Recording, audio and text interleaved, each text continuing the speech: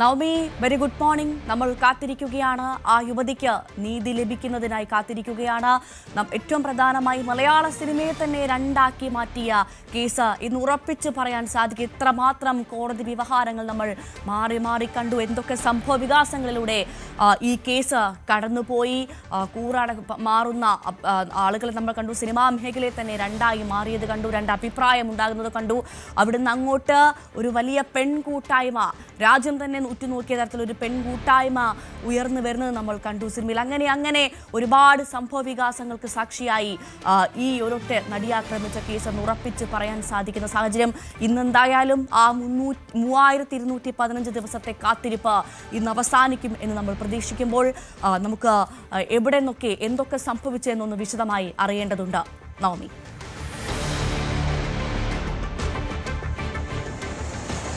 ഭവ്യ, ഇന്ന് 11 മണിക്ക് Ernakulam principal sessions കോടതിയിലേക്കായിരിക്കും Keralam മാത്രമല്ല രാജ്യം മുഴുവൻ ഉറ്റുനോക്കുന്നത്. കാരണം അത്രയേറെ പ്രാധാന്യം നേടിയൊരു വാർത്ത തന്നെയാണ് നടിയെ ആക്രമിച്ച കേസ്. ഇതിൽ ഇത്രയേറെ പ്രാധാന്യമുണ്ടാകാൻ കാരണവും ആദ്യമായിട്ടായിരിക്കും, ഇന്ത്യയിൽ തന്നെ ആദ്യമായിട്ടായിരിക്കും ഒരു കൊട്ടേഷൻ ബലാത്സംഗം ചെയ്യുന്നതിന് വേണ്ടി, ഒരു സ്ത്രീയെ ബലാത്സംഗം ചെയ്യുന്നതിന് വേണ്ടി കൊട്ടേഷൻ നൽകി എന്നൊരു കേസ്. അതിൽ മലയാളത്തിൻ്റെ തന്നെ ജനപ്രിയ നായകൻ എന്ന് പറയപ്പെടുന്ന ദിലീപ് അതിന് പിന്നിലുണ്ടെന്ന വാർത്ത പുറത്തു വന്നതോടുകൂടി വളരെ ഞെട്ടലോടുകൂടി തന്നെയാണ് രാജ്യം ഈ വാർത്തയെ ഉറ്റുനോക്കിയതും. അതിനുശേഷം ഇങ്ങോട്ടേക്ക് ഈ 7 വർഷത്തോളം ഓരോ സംഭവങ്ങളും ഇതുമായി ബന്ധപ്പെട്ട്, ഈ കേസുമായി ബന്ധപ്പെട്ട് നടക്കുന്ന ഓരോ സംഭവങ്ങളും അത്രമാത്രം വാർത്താ പ്രാധാന്യം നേടിയത് കൂടി തന്നെയാണ്. അതുകൊണ്ട് തന്നെയാണ് ഇന്നത്തെ ദിവസത്തിനും ഇത്രയും പ്രത്യേകതയുള്ളത്. ഇത് നടിയെ സംബന്ധിച്ച്, അതിജീവിതകളെ സംബന്ധിച്ച് ഏറെ പ്രതീക്ഷയോടെ നോക്കുന്ന ഒരു ദിവസമാണ്. അതേസമയം തന്നെ താൻ ഇപ്പോഴും ഈ കേസിൽ ഇരയാക്കപ്പെട്ടു എന്ന വാദത്തിൽ ഉന്നയിച്ച് നിൽക്കുകയാണ് നടൻ ദിലീപും. എന്തായാലും 11 മണിയോടുകൂടി നടി ആക്രമിച്ച കേസിന്റെ അന്തിമ വിധി വരും. എന്താണ് ദിലീപ് ഇതിൽ കുറ്റക്കാരനാണോ അല്ലയോ, ആ ഒരു ഉത്തരം മലയാള സിനിമയിലെ തന്നെ, അല്ലെങ്കിൽ ദിലീപിനൊപ്പം നിന്ന ഒരുപാട് ആളുകൾക്ക് തന്നെ നൽകുന്ന ഉത്തരമായിരിക്കും ഇന്നത്തെ ഈ വിധിയോടുകൂടി ഉണ്ടാകുക. 11 മണിക്ക് ഈ വിധി വരുമ്പോൾ അത് ഉറ്റുനോക്കുന്ന നിരവധി പേരുണ്ട്. നാം നേരത്തെ ആജ്ഞ സൂചിപ്പിച്ചതുപോലെ തന്നെ മലയാള സിനിമയെ തന്നെ 2 തട്ടിലാക്കിയ, അല്ലെങ്കിൽ വലിയൊരു പൊട്ടിത്തെറിയിലേക്ക് പോലും നയിച്ച ഒരു സംഭവം തന്നെയായിരുന്നു നടിയെ ആക്രമിച്ച കേസ്. നമ്മളിപ്പോഴും ഓർക്കുന്നു, ആ സംഭവം നടന്നതിന് ശേഷം ആദ്യം ഇതൊരു കൊട്ടേഷൻ ആണെന്ന്, അല്ലെങ്കിൽ ഇതിന് പിന്നിലൊരു ഗൂഢാലോചനയുണ്ടെന്ന് ആദ്യം പറഞ്ഞത്, ഈ പൊതുസമൂഹത്തോട് വിളിച്ചു പറഞ്ഞത് ദിലീപിന്റെ ആദ്യ ഭാര്യയായ മഞ്ജു വാര്യർ ആയിരുന്നു. ഈ നടിയെ ആക്രമിച്ച ശേഷം 2017 ഫെബ്രുവരി 17 രാത്രിയാണ് തൃശ്ശൂരിൽ നിന്നും എറണാകുളത്തേക്ക് വരികയായിരുന്ന നടിയുടെ വാഹനത്തിന് പിന്നാലെ ഒരു വാഹനം ഇടിപ്പിക്കുകയും, ഈ നടിയുടെ വാഹനം ഓടിച്ചിരുന്നത് മാർട്ടിൻ എന്ന ഡ്രൈവർ ആയിരുന്നു. ആ വാഹനത്തിന് പിന്നാലെ മറ്റൊരു വാഹനം ഇടിപ്പിക്കുകയും, ആ വാഹനത്തിൽ നിന്നുള്ള ആളുകൾ നടിയുടെ വാഹനത്തിലേക്ക് കയറുകയും പിന്നീട് നടിയെ ഉൾപ്പെടെയുള്ളവരെ ഈ മറ്റു വാഹനത്തിലേക്ക് മാറ്റുകയും ചെയ്യുന്നുണ്ട്.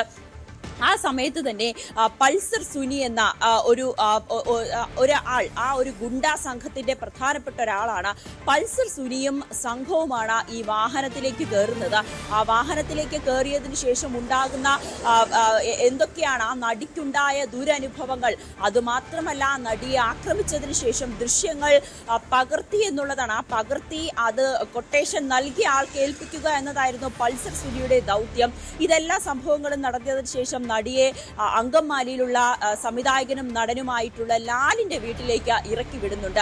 ലാലിന്റെ വീട്ടിലേക്ക് നേരെ ചെല്ലുന്ന നടി ഇക്കാര്യങ്ങളെല്ലാം ലാലിനോട് പറയുന്നു. പിന്നീട് അവിടേക്ക് ആൻഡോ ജോസഫ് എത്തുന്നു. പിന്നീടാണ് PT തോമസ് MLA കൂടി ഈ സംഭവത്തിൽ ഇടപെടുന്നതോടുകൂടിയാണ് ഇതിന്റെ മുഖമാകെ മാറുന്നത്. പരാതി നൽകണമെന്ന PT തോമസിന്റെ നിർദ്ദേശത്തെ തുടർന്നാണ് നടി പോലീസിന് പരാതി നൽകുകയും പിന്നീട് പിറ്റേ ദിവസം മൊഴി നൽകാൻ എത്തുകയും ഒക്കെ ചെയ്യുന്നത്. പോലീസ് ആദ്യം പിടികൂടിയത് ഈ നടിയുടെ ഡ്രൈവറായിട്ടുള്ള മാർട്ടിനെ ആയിരുന്നു. മാർട്ടിനെ പിടികൂടി മാർട്ടിനെ വിശദമായി ചോദ്യം ചെയ്തു. മാർട്ടിൻ ഇതിൽ പങ്കുണ്ട് എന്ന് തന്നെയായിരുന്നു പോലീസിന്റെ ആദ്യം മുതലുള്ള നിഗമനം. അപ്പോഴും പൾസർ സുനി ഇതിൽ ഒളിവിൽ തന്നെയായിരുന്നു. ഒരാഴ്ചകൾക്ക് ശേഷമാണ് പൾസർ സുനിയും കൂട്ടാളി വിജീഷും ചേർന്ന് കോടതിയിൽ നേരിട്ട് ഹാജരാകാൻ, കീഴടങ്ങാൻ ശ്രമിച്ചത്. വളരെ നാടകീയമായ സംഭവമാണ്. അതിന്റെ ദൃശ്യങ്ങളെല്ലാം നമ്മൾ ഇപ്പോഴും ഓർക്കുന്നുണ്ട്. മാധ്യമങ്ങളെല്ലാം അത് പകർത്തിയതായിരുന്നു. പൾസർ സുനിയും കൂട്ടാളിയും നേരിട്ട് കോടതിയിലേക്ക് കീഴടങ്ങാൻ എത്തുന്നു. അവിടെ വെച്ച് നാടകീയമായി പോലീസ് പൾസർ സുനി, കൂട്ടാളി വിജേഷിനെയും അറസ്റ്റ് ചെയ്ത് സ്റ്റേഷനിലേക്ക് കൊണ്ടുപോകുന്നു. അത് പൾസർ സുനിയുടെ വലിയൊരു നീക്കം തന്നെയായിരുന്നു. കാരണം പോലീസിന് മുന്നിൽ കീഴടങ്ങാതെ നേരെ പോലീസിന് മുന്നിൽ പോലീസിനെ കണ്ണുവെട്ടിച്ച് കോടതിയിലേക്ക് എത്തുമ്പോൾ എന്തായാലും സ്വാഭാവികമായും നേരെ റിമാൻഡിലേക്ക് പോകാനാണ് സാധ്യത. അത്രയും ദിവസത്തെ ചോദ്യം ചെയ്യലിൽ നിന്നും അല്ലെങ്കിൽ പോലീസ് മർദ്ദനത്തിൽ നിന്നും ഒക്കെ ഒഴിവാകാൻ വേണ്ടിയിട്ടുള്ള പൾസർ സുനിയുടെ തന്ത്രപരമായിട്ടുള്ള നീക്കത്തെ പോലീസ് പൊളിച്ചടക്കുകയായിരുന്നു. പിന്നീട് പൾസർ സുനിയെ കസ്റ്റഡിയിലെടുത്ത പോലീസ് വിശദമായി ചോദ്യം ചെയ്യുന്നു. ആ ചോദ്യം ചെയ്യലിലാണ് ഓരോ ഞെട്ടിപ്പിക്കുന്ന വിവരങ്ങളും പുറത്തു വരുന്നത്. ആദ്യമായി പുറത്തു വരുന്നു ഈ നടിയെ ആക്രമിച്ച ദൃശ്യങ്ങൾ താൻ പകർത്തിയിട്ടുണ്ട്, അതിന്റെ മെമ്മറി കാർഡ്, അതിന്റെ ഫോൺ താൻ അത് നശിപ്പിച്ചു കളഞ്ഞു എന്നുള്ള ഒരു വാദമായിരുന്നു ആദ്യം പൾസർ സുനിയുടെ പക്കൽ നിന്നും ഉണ്ടായിരുന്നത്. പിന്നീട് പോലീസ് വിശദമായി അന്വേഷിക്കുന്നു. അന്ന് ആ വാഹനത്തിൽ നടിയെ ആക്രമിക്കുമ്പോൾ ആ വാഹനത്തിൽ ആരൊക്കെ ഉണ്ടായിരുന്നു അവരെ ഓരോന്നോരോന്നായി പിന്നീട് പോലീസ് പിടികൂടുന്നു. ആദ്യത്തെ കുറ്റപത്രം സമർപ്പിക്കുമ്പോൾ അതിൽ 7 പ്രതികൾ മാത്രമായിരുന്നു ഉണ്ടായിരുന്നത്. അപ്പോഴും ദിലീപ് എന്ന വ്യക്തിയിലേക്ക് ചൂണ്ടുന്ന തെളിവുകളൊന്നും തന്നെ പോലീസിലേക്ക് കിട്ടിയിരുന്നില്ല. പക്ഷേ പല മാധ്യമങ്ങളും ഇതിന് പിന്നിൽ മലയാള സിനിമയിലെ ഒരു പ്രധാനപ്പെട്ട നടനുണ്ട് എന്ന പലതരത്തിലുള്ള വാർത്തകളും ഊഹാപോഹങ്ങളും ഒക്കെ പടച്ചുവിടുന്നുണ്ടായിരുന്നു. അപ്പോഴും പോലീസിന് ദിലീപിലേക്ക് എത്താൻ വേണ്ടിയിട്ടുള്ള കൃത്യമായിട്ടുള്ള തെളിവുകൾ ലഭിച്ചിരുന്നില്ല. അതിനിടയിലാണ് ഈ എറണാകുളം ദർബാർ ഹാളിൽ നടത്തിയ സിനിമാ സംഘടനകളുടെ അമ്മ സംഘടനയുടെ കൂട്ടായ്മ അന്ന് നടിക്ക് ഐക്യദാർഢ്യം പ്രഖ്യാപിച്ചുകൊണ്ട് നടത്തിയ ഒരു സമ്മേളനം. അതിൽ ആദ്യമായി നടി മഞ്ജു വാര്യർ, ദിലീപിന്റെ ആദ്യ ഭാര്യയായ മഞ്ജു വാര്യർ പറയുന്നു ഇതിന് പിന്നിൽ ഗൂഢാലോചനയുണ്ടെന്ന്. പിന്നീട് അങ്ങോട്ടേക്ക് പോലീസിന്റെ അന്വേഷണം ഈ മഞ്ജു വാര്യരുടെ വെളിപ്പെടുത്തലിന് പിന്നാലെയും കൂടിയാണ് പോലീസ് ആ വിധത്തിലേക്കുള്ള ഒരു അന്വേഷണത്തിലേക്ക് പോകുന്നത്. അങ്ങനെ പക്ഷേ ദിലീപിലേക്ക് എത്താനുള്ള ഒരു സാഹചര്യമൊന്നും ആകാത്ത സാഹചര്യത്തിൽ തന്നെയാണ് പൾസർ സുനി എഴുതിയ ഒരു കത്ത് പുറത്തു വരുന്നത്. അത് തന്നെ വലിയൊരു വഴിത്തിരിവാകുന്നു. ആ കത്തിൽ പ്രധാനമായും പറയുന്നത് അത് ദിലീപിനുള്ള കത്താണ്. ഈ കൊട്ടേഷൻ നൽകുന്ന, അതായത് നടിയെ ആക്രമിച്ച് അതിന്റെ ദൃശ്യങ്ങൾ പകർത്തുന്നതിനു വേണ്ടി നടൻ ദിലീപിൽ നിന്നും ദിലീപ് തനിക്ക് 1 കോടി രൂപയാണ് വാഗ്ദാനം നൽകിയത്. ആ പണം ലഭിക്കാത്തത് കൊണ്ടാണ് താനിപ്പോൾ ഈ കത്തെഴുതുന്നത്. എത്രയും വേഗം ആ പണം തനിക്ക് നൽകണം എന്ന് പറഞ്ഞുകൊണ്ടുള്ളൊരു കത്ത് പുറത്തു വരുന്നു.